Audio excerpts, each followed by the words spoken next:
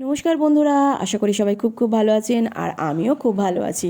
চলে এসেছি আর একটা নতুন ভিডিও নিয়ে, রান্নার ভিডিও নিয়ে, যেটা করব আমি মাছ জ্যান্ত রুই মাছ দিয়ে লাউ দিয়ে ঝোল। তো যেটার জন্য আমি লাউগুলো আলুগুলো কাঁচা লঙ্কা কেটে নিয়েছি, মাছগুলোও ভাজা হয়ে গিয়েছে, তো কড়াতে ফোড়ন দিতে শুরু করেছি। তো দেখতে থাকুন আমার সঙ্গে। আজকে রান্না করতে করতেই কিছু কথা আপনাদের সাথে শেয়ার করব।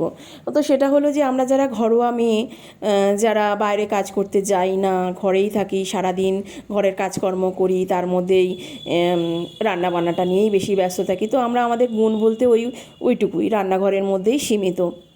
আর আমার তো একেবারেই, আমি না জানি সেলাই ফোড়াই, না জানি অন্য কিছু কাজ, শুধু এইটুকুনিই জানি যে একটু রান্না করব। তো সেই জন্যই ঘরোয়া যে সমস্ত রোজকার যে রান্নাগুলো হয় সেগুলোই তো আপনাদের সাথে আমি শেয়ার করে থাকি বিভিন্নভাবে। তো যে সবার রান্না একই রকম হয় না, আর আমিও রান্নায় বিশেষ পারদর্শী নই, তবুও যে রান্নাটা আমি করি, যে রান্নাগুলো মন থেকেই করি, এবং সেইগুলোই আমি আপনাদের সাথে শেয়ার করে থাকি। তো আপনারা সেইগুলো ভালোবাসা দিয়েও অনেকভাবেই আমাকে মন ভরিয়ে রেখে দেন, যেমন লাইক করে, কমেন্ট করে। তো আপনাদের ভালোবাসা যে পেয়েছি, তার জন্য অসংখ্য অসংখ্য অসংখ্য ধন্যবাদ আপনাদেরকে। তো আজকে আমি এই রান্না করতে করতেই কত গল্পই না করে ফেলছি আজকে। এত এত কথা কিন্তু আমি বলি না, শুধু রান্নার যেটুকুনি রেসিপি সেটুকুনিই বলে থাকি। তাই কিন্তু আপনাদের সাথে এতদিন ধরে কথা বলার সাথে সাথে আমার মনের কনফিডেন্সটাও বেড়েছে, যে আমি একটু আপনাদের সাথে রান্নার রেসিপি ছাড়া একটু অন্যভাবে বকবক করতে শুরু করেছি। আসলে আমি এত কম, বেশি কথাও বলি না, তবুও মনের ভয়টা কেটে গেছে। অজানা সমস্ত যে বন্ধুগুলো, তারা যে চেনা হয়ে গিয়েছে, তাদের সাথে গল্প করতে, নিজের কথা শেয়ার করতে খুবই ভালো লাগছে।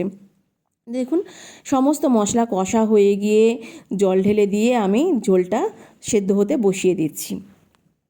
তো আমিও চেষ্টা করছি যে অন্যান্য যারা রয়েছে তাদের মতন আরও অনেক, যদি কিছু যে সমস্ত প্ল্যাটফর্মগুলো রয়েছে সেই সমস্ত দিকে নিজেকে একটু প্রমাণ করার। জানি আমি হয়তো সেরকমভাবে হয়তো কিছু করে উঠতে পারবো না, তবুও মানুষ চেষ্টা তো করে যেতে পারে, আর চেষ্টার তো কোনো বয়সও হয় না, আর অন্যের থেকে শেখার কোনো বয়সও হয় না।